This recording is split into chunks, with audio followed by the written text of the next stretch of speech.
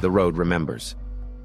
Every rut, every bridge, every echo of hooves or engines that ever crossed at night, the road keeps score. Before chrome and gasoline, there was a schoolmaster with a long neck and longer fears. Ichabod Crane came to the Hudson Valley around 1790, a wandering Yankee who traded his learning for a cot, a warm supper, and a place among the Dutch farmsteads of Tarrytown and the neighboring Sleepy Hollow. By day, he drilled pupils in their letters. By night, he sang for his suppers, charmed the village mothers, and devoured every tale of witchcraft and wandering spirits he could find. Sleepy Hollow was a cradle of legends, old country ghosts stitched to new country battlefields.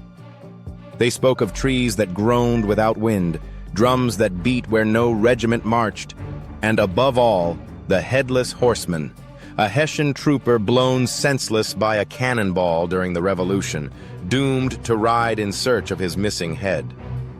It wasn't just a story there. It was air. People breathed it, and it changed how they walked home after dark. Ichabod, for all his book learning, wore his superstition like a second coat.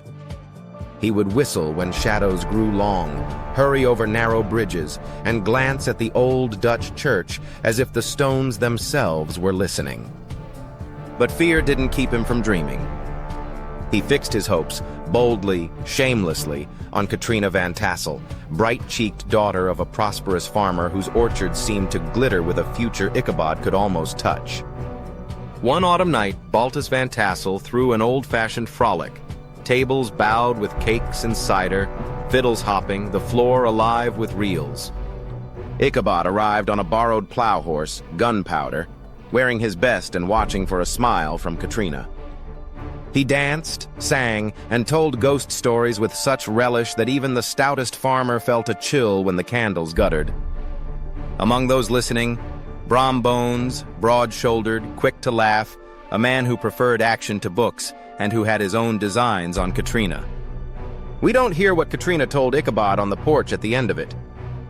All we know is the look on his face when he left. The brittle hope snapped clean. He mounted Gunpowder for the long ride home along lanes buckled by roots and draped in October's last breath. Owls watched from the fence rails. The Hudson whispered in the distance. And somewhere between the Major Andre tree and the churchyard bridge, the road began to feel like a throat closing. A hoof beat behind him, slow, deliberate, matched to his own. He turned and saw a rider keeping pace, vast in the moonlight, cloaked in black, silent as frost. Gunpowder tossed his head. Ichabod felt the reins tremble. They climbed a rise and the moon struck full, pouring silver over the figure. And then Ichabod saw it, no head on the shoulders. The head was cradled on the saddle, tucked like a trophy where a heart should be. Panic burned through him. He kicked hard and Gunpowder leapt, hooves rattling stones, breath blowing like a bellows. The old Dutch church stood ahead, the small bridge glimmering like a way out. Every story said a specter could not cross consecrated ground. Ichabod reached the bridge and let out a laugh that sounded like a sob. Behind him, the horseman reared, arms swinging, and hurled the head. There was a crash, a spatter of sparks, a tumble in the dust, then silence. At dawn, the villagers found Ichabod's hat, a trampled saddle, and a shattered pumpkin. Of the man himself, nothing. Some swore he slunk from the valley, ashamed and broken. Others insisted the horseman claimed him, as surely as the river claims the rain. Washington Irving wrote the tale playful and sly, but the bones of it are sharp. A man full of want crosses a boundary at night, and an old violence rises to meet him. A chase. A bridge. A test. The story lingers because the pattern keeps repeating, whenever people go farther than their courage can see, whenever the past is faster than the future. Centuries turned. Hooves gave way to engines. The lanes widened, the bridge planks became pavement, amber streetlights pushed back the dark. Yet riders in the Hudson Valley still talk about a feeling near the churchyard, the sense of a second presence riding just off your left shoulder, there in the corner of the mirror, lost again as you cross the water. Laugh if you like, they'll say. Then ride it at midnight and tell me you don't glance twice. This is where the legend shifts gears. The horseman adapts to the roads we build for him. Maybe he doesn't carry a saber anymore. Maybe the glint you see is polished steel, not bone. In roadside bars and late-night garages, the tale grows fuel lines and headlights. They call him the Headless Biker, a figure in black leathers whose visor shows only night, who paces you without sound and vanishes at the next bridge as if the creek itself draws a line he cannot cross. People swear the details change with the decade, but the pattern doesn't. A rider hears a second engine, faint but steady. It matches their speed, then edges closer. On straightaways, it sits in the blind spot. On curves, it moves ahead like a guide daring you to keep up. And always, always there's a bridge ahead. Cross it and your mirrors go clean. Turn back and the shadow falls in step again. I talked to a mechanic who grew up near Tarrytown, who swears that on foggy nights the sawmill can sound like hooves under the overpass. He says his uncle told him to feather the throttle before the old church road. Not for the cops, kid, for the dead. Another rider keeps a coin in his pocket. Ironic, bright. So he has something to flick into the creek if the air feels wrong at the railing. A gift for the crossing, he says, laughing as if he doesn't mean it. But he keeps the coin. Skeptics chalk it up to wind shear, to the Doppler smear of far-off traffic, to bad bearings humming a ghost tone in the frame. They're not wrong. Machines make their own phantoms. But anyone who's ridden a long, lonely stretch at night knows there's a second kind of noise. The kind that isn't in the engine, or the road, or the helmet. It sits just behind your thoughts and steps forward when the trees lean in and the river is near.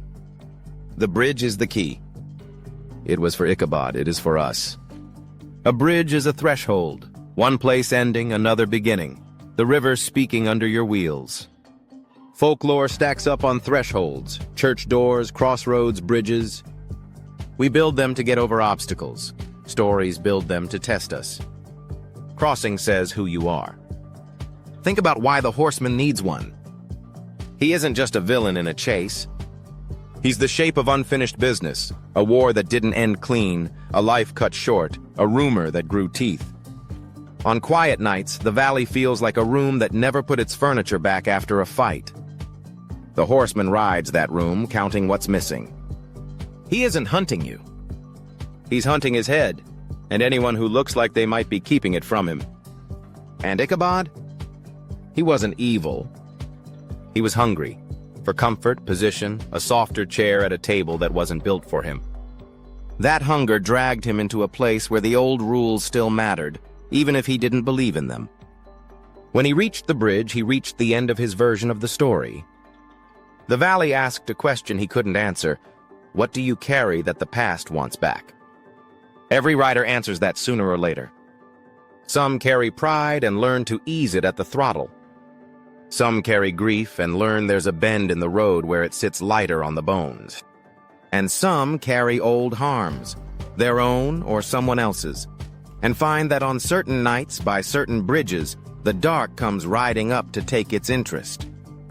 There's a reason so many legends melt into road stories. The road is movement, but it's also repetition. Mile markers like rosary beads, towns like old ideas you keep returning to. A legend is the same beats, the same chase, told with new faces so we'll recognize ourselves. Hooves or engines, saber or visor, it's the rhythm that matters. Approach, pursuit, crossing. If you ever test the hollow at midnight, here's what the locals recommend. Not as believers, but as people who know how stories work. Check your mirrors before the bridge and again as your front wheel touches the planks. If the air feels tight, downshift once. Let the engine speak low. Don't race the river. Glide. And if the shadow crowds your shoulder, set your eyes on the far bank and hold the line. Stories trip the ones who look back. Do bridges stop ghosts? Maybe not. Maybe they just mark the spot where you decide what happens next. Irving gave his rider a rule: no crossing. We inherit the rule because we need it. If a ghost can't cross, then there's always a place where we're safe, and that's enough to get us home. But some nights you won't feel safe even after the bridge. That's when you remember the oldest lesson in any haunted road. You don't have to be fearless. You have to be steady. Fear makes you stare at the wrong thing. Steadiness keeps you aimed at the shore. Maybe the Headless Biker is only a story told in the glow of a jukebox. Chrome reflected in the window, helmets stacked like skulls on the table. Maybe he's a trick of wind and memory pooled in a river valley that never forgot a cannon's roar. Or maybe, now and then, the past just wants company and chooses to ride where the road is smoothest. Either way, the pattern endures. A rider alone. A presence pacing them. A bridge that waits like a held breath. And the small, stubborn hope that if you keep your hands steady and your eyes up, you'll reach the far bank with everything that matters still attached. So if the Hudson throws mist against the rails and the maples whisper like voices, remember the schoolmaster who vanished one autumn night, and the laughing rival who married the girl and would never admit what he knew. Remember the pumpkin, smashed like a joke someone told too late. Remember the rule about bridges? Even if you don't believe it, ride as if you do. If you hear a second engine behind you, don't feed it your fear. Give yourself the space of one clear breath. Set your line straight across the water. And when the river slides under you like a blade and the boards, or the concrete, hum their single note, keep your head level and your heart light. On the far side, look once in the mirror. If it's gone, keep riding. If it isn't, well, legends keep pace with us until we prove we've learned their rule. And rules aren't for ghosts. They're for the living who decide in the middle of the night what kind of story they're going to be in. Hold your courage. Guard your line. And above all, hold on to your head.